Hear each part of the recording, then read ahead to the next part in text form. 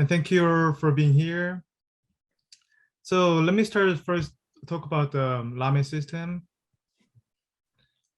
So the Lame system is modeled from the physical phenomena of elastostatics. So we consider the system of linear elastostatics, which is L of u is equal to 0 in R2, where the operator L of u is defined by mu Laplacian of u plus lambda plus mu gradient of divergence of u.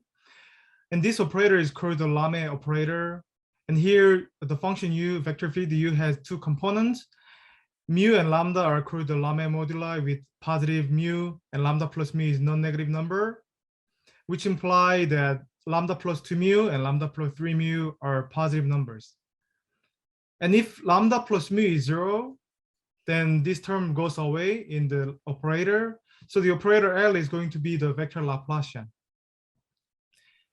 And we write the operator L in canonical form as aijkl, partial I, partial j, where the coefficient aijkl is defined by this. Here, R is an arbitrary real number, and delta stands Kronecker delta symbol.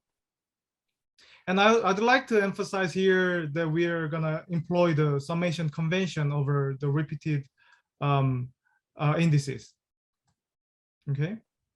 So by simple computation, this is going to be equal to the Lame operator with any arbitrary real number R. So we have infinitely many choices of the coefficient with parameter R here.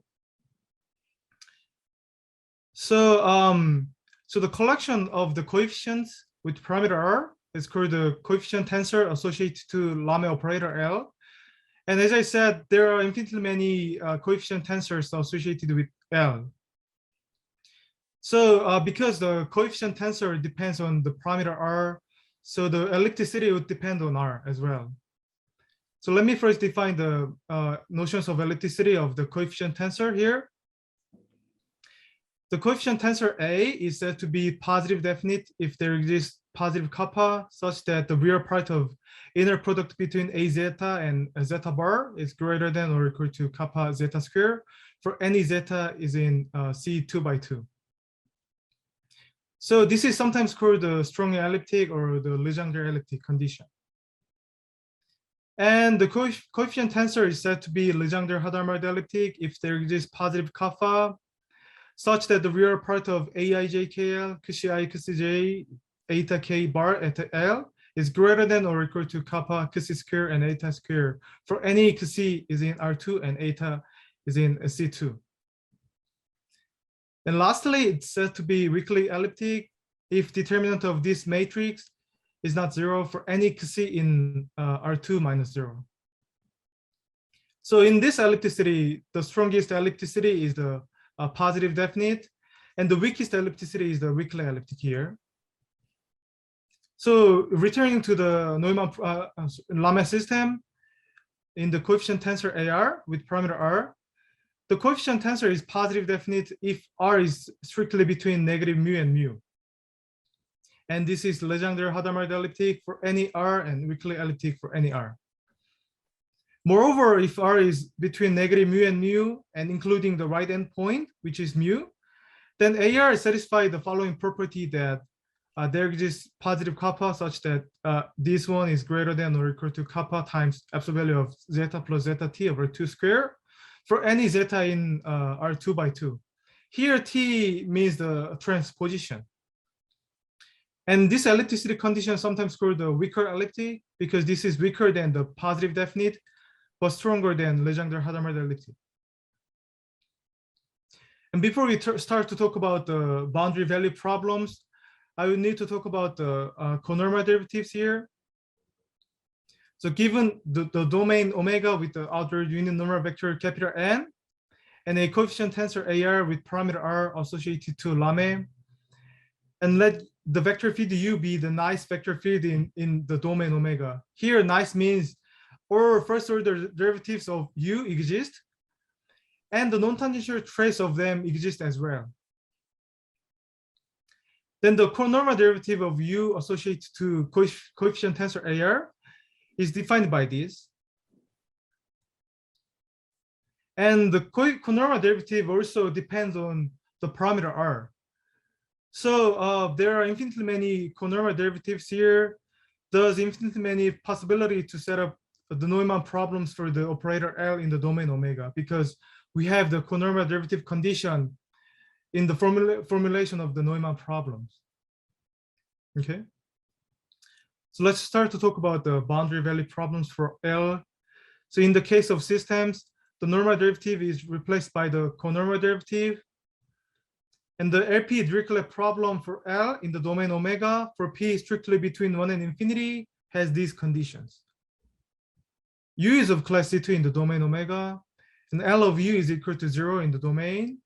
The non-tangential maximal operator of U is in LP on the boundary, and the non-tangential trace of U is equal to the given LP data F.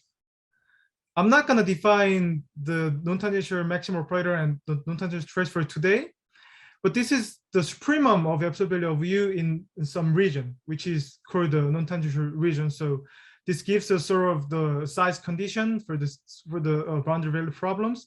And the non-tangential trace is the limit of U along the non-tangential region to the boundary. So this gives us the boundary condition. And for the Neumann problem, U is of class C2 and L of U is equal to 0 in the domain. The non-tangential maximal operator of the gradient of U is in LP on the boundary, and the conormal derivative is equal to the given LP data F. So in these boundary value problems, there is only one Dirichlet problem, because in the formulation of the Dirichlet problem, it doesn't depend on the choice of R. But as I said before, we have infinitely many choices of the coefficient tensor with parameter R, and infinitely many conormal derivatives. So this implies that we have infinitely many Neumann problems with respect to the coefficient tensor with parameter R. So for these boundary value problems, we're going to use the layer potential theory, which is very powerful to treat the elliptic boundary value problems. So in this slide, we set up the layer potential operator. Let a capital G be the fundamental solution for L. That is, G is defined by this for X in R2 minus 0. And for each R, let KR be the double layer potential operator corresponding to the coefficient tensor AR, which means the kernel of the double layer potential is going to be the conormal derivative of the fundamental solution with respect to the choice of the conormal derivative, the coefficient tensor that we made. So I'd like to point out here, we have the infinitely many double layer potential operators as well with parameter R, right? So the essence of the layer potential method resides in reducing the problems, the Dirichlet and the Neumann problem, to solving a boundary integral equation. Indeed, with a given data F and unknown G, for the Dirichlet problem, it suffices to solve that identity plus KR of G is equal to F. And for the Neumann problem, it suffices to solve that identity plus KR star of G is equal to F. Here, KR star is the former adjoint operator of KR. Okay. So in order to solve these boundary integral equations, it's enough to show that for the Dirichlet problem, -1 does not belong to the sigma KR LP, which is the spectrum of KR on LP on the boundary. And for the Neumann problem, it's enough to show that -1 is not in the spectrum of KR star on LP. Here, the spectrum is defined by the lambda in the complex plane, such that lambda identity minus KR is not invertible on LP on the boundary. So different R's lead to different KR, which is the double layer potential, with different spectral properties. Okay. So I'd like to emphasize here in this slide, the Dirichlet problem does not depend on the choice of R. So because these operators have different spectral properties, it's up to us to choose the R for which it's easier to find the spectrum which does not include -1. So there are a lot of flexibility for the Dirichlet problems, while the Neumann problem depends on R. So for the Neumann problem, we should be choosing R that has been used in the formulation of the Neumann problem for the conormal derivative conditions. Okay. So let me first state one of the main results of the spectrum with specific domain. Let omega be an infinite sector of aperture theta. So our domain is going to be this with aperture theta. And we choose the parameter r as r0, which is given by mu times mu plus lambda over 3 mu plus lambda, which is called the pseudo stress choice. Then our spectrum for KR0 on LP on the boundary is going to be this. So we have, for the plus sign, we have two parametric curves. For the minus sign, we have two other parametric curves in union the 0. And the point 0 is turns out to be the limit point of these curves. So our spectrum is the collection of 4 parametric curves and the limit point 0. And this spectrum is going to be symmetric with respect to x-axis and symmetric with respect to the origin. Okay. Let me show you the picture with some specific spectrum. The L2 spectrum of the double layer on the sector of angle pi over 5 with some specific choice of lambda and mu has this picture. So we have 4 parametric curves here, and the point 0 is going to be the limit point of them. And I'd like to emphasize here the point -1 is very close to the spectrum, but it does not belong to the spectrum. So in this case, the operator I plus KR0 is going to be invertible on L2. Okay. So in order to establish such an explicit result, we're gonna involve the Mellin transform technique. So the idea is that the boundary can be identified with 2 copies of R plus. So in our case, the boundary can be identified with 2 copies of R plus, with M standing for Mellin transform, which is the Fourier transform on the Haar group. And the double layer potential operator is going to be the convolution type with the kernel and the function. Thus, on the Mellin side, the double layer of F is going to be the convolution between the kernel and F. Here, the convolution is the Mellin convolution, which is different with the regular convolution.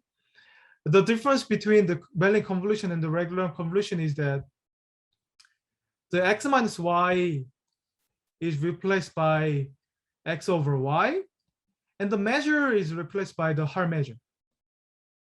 Okay. And on the Mellin side, this convolution is going to be the product of the Mellin convolution of them. Then the integral equation becomes this equation. So we need to invert this Mellin transform of I plus KR0, where KR0 is the kernel of the double layer potential operator.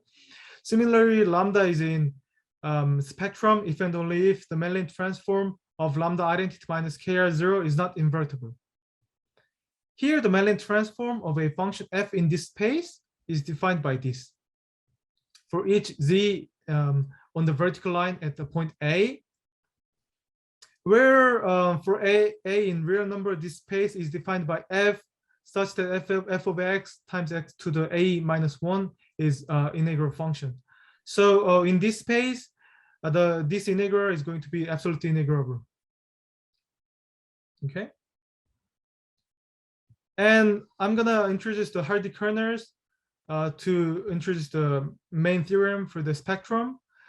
So for a Lebesgue measure function k from this space into R, then k is a Hardy kernel for LP for some p between 1 and infinity, provided that k is a homogeneous function of degree -1.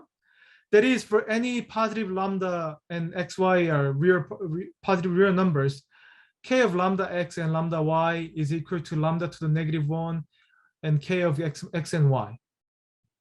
Moreover, the integral from 0 to infinity of this integrand is finite. And for any LP function f, we define the Hardy kernel operator t with the Hardy kernel by this.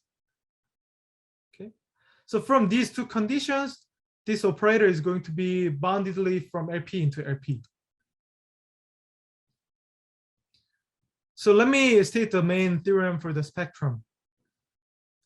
So let K be the Hardy kernel for LP for some P strictly between 1 and infinity, and M is the natural number. And let capital A and B are the real M by M matrices. And we consider the operator calligraphic R defined by this, where the kernel here is the summation of the Hardy kernel and the Hilbert transform kernel. Okay. Then the spectrum of the calligraphic R on LP is equal to the closure of some set S, where S is defined by the lambda in the complex plane, such that determinant of lambda identity minus a Mellin symbol of our the kernel of the operator vanishes at the point 1 over P plus I c for some c in the real numbers. Okay. So we were talking about the specific choice with the pseudo stress parameter, but we can apply this theorem to the general choice of R. So first of all, let me show you the picture with some general choice of R. The airline spectrum of K traction on the sector of angle 2 pi over 5. The traction means we choose R as the mu, which is different with the pseudo stress choice. And with the specific choice of lambda and mu, we have this picture of the spectrum. So we have the 4 parametric curves here, and these points are going to be the limit points of these curves. And this spectrum is pretty bad than the pseudo stress spectrum, but still it's symmetric with respect to x-axis, but it's not symmetric with respect to the origin. While the spectrum with the pseudo stress choice was symmetric with respect to the origin. Okay. So for the general choice of R, we define the gamma 1 and gamma 2 by these for simplicity. And the kernel of the double layer potential operator with the general choice of R is going to be this. So here we can understand why the pseudo stress choice was the nice choice. If we choose R as the pseudo stress choice, the gamma 2 is going to be 0. So then this term goes away in the kernel of the double layer. So we have only this term. So first of all, this pretty much looks like the kernel of the double layer potential operator associated with Laplacian. So we know many things to do. And if we think about the upper up space as our domain, then P minus Q is perpendicular to the normal vector. So then the kernel goes away, is going to be 0. So then our integral equation is going to be identity Z is equal to F. So we know that the identity is automatically invertible operator. So we can solve this integral equation. Okay, so that's why the pseudo stress was a sort of nice condition, nice choice. But for the general choice of R, with these notations, this slide is technical, but there are explicit description for the parametric 4 curves. And for the pseudo stress choice, I said the gamma 2 is going to be 0. Then we get the same parametric curves that we did before with the pseudo stress choice. Okay. But then the spectrum of KR on the LP with the domain infinite sector of aperture theta is going to be these curves, the union of 4 parametric curves and the plus or minus gamma 2, which are the limit points of these curves. Then, for example, if theta is pi, which means that our domain is going to be upper up space, then the spectrum is going to be plus or minus a gamma of 2. So it only includes 2 points. And the spectrum of KR on LP with the general R is no matter what symmetric with respect to x-axis. Okay. So our conjecture is going to be the symmetric spectrum of KR on LP is symmetric with respect to origin if and only if our parameter R is going to be pseudo stress choice. And our conjecture still stands for the general Lipschitz domains. That's all that I have for today. Thank you for your attention for today.